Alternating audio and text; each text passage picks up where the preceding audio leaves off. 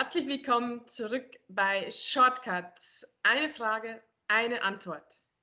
Ja, hallo, da sind wir wieder mit Wolfgang Schwaninger. Und eine weitere Frage, die jetzt gerade im Herbst sehr viele Kollegen beschäftigt, ist diese. In der neuen Spielzeit wird wieder gespielt. Es ist nicht mehr überall geschlossen, sondern die Theater haben wieder geöffnet. Aber sie vereinbaren neue Verträge oder schicken neue Verträge zu, die Corona-Klauseln beinhalten. Was kann hierbei schwierig werden? Was ist die Problematik? Wie siehst du das, Wolfgang? Was hast du schon auch für Verträge gesehen, was da drin steht? Also die Situation ist folgende: Die Theater sichern sich natürlich jetzt ab, haben verschärfte Corona-Regeln, und es ist zu befürchten, dass diese Regelungen auch eben nach Corona drin bleiben werden.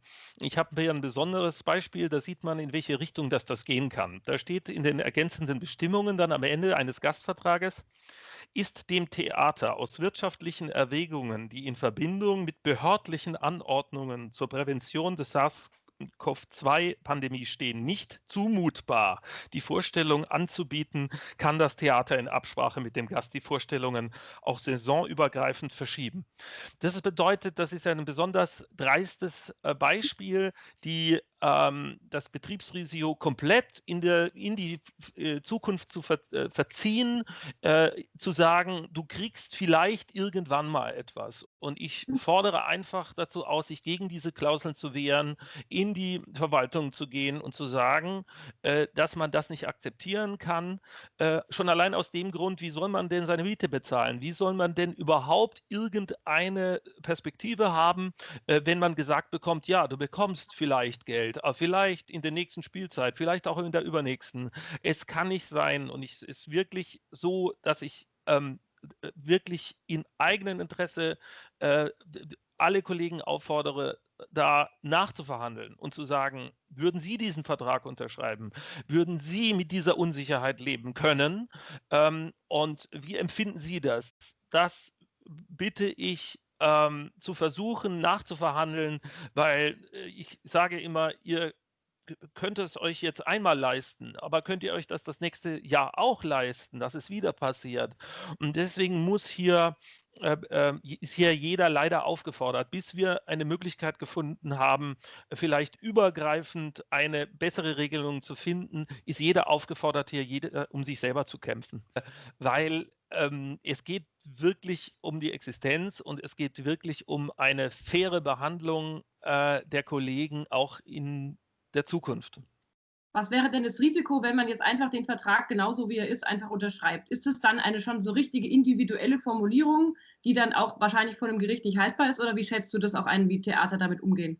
Also meine Rechtsauffassung ist, dass es in den meisten Fällen wieder nicht rechtmäßig ist, da es sich um AGB, also kleingedruckte Verträge handelt, in der überraschende oder beziehungsweise unzumutbare Klauseln nicht gültig sind.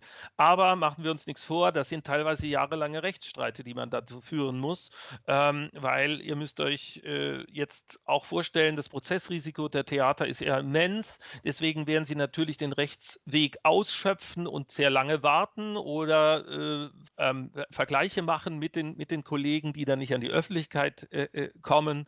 Was wären denn deine Tipps, dass zum Beispiel in Verträgen andere Regelungen getroffen werden, die für alle das Risiko gerechter verteilen? Also hier ist zum Beispiel zu nennen, dass man die Probenpauschalen extrem erhöhen könnte.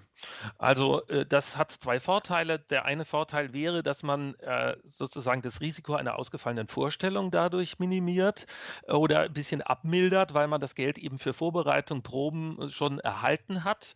Das ist ein Punkt. Und der andere Punkt ist, wenn wir dahin wollen, unsere Gastverträge näher an ein Arbeitsverhältnis zu bringen, würde das sehr gut sein, durchzuversichern, sehr gut zu sein, eben diese Abendgagen auf den gesamten Probenzeitraum bis zur letzten Vorstellung aufzuteilen und zu sagen, wir machen da eine Summe und teilen das auf auf die entsprechende Produktionszeit.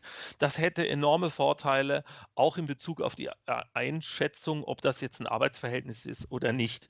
Das ist ein Punkt, wo ich bei den Verhandlungen sage, das wäre doch ein Weg. Der ist etwas teurer für die Theater, aber das ist ein Stück Entgegenkommen und das wäre ein Stück Rechtssicherheit für die Kollegen.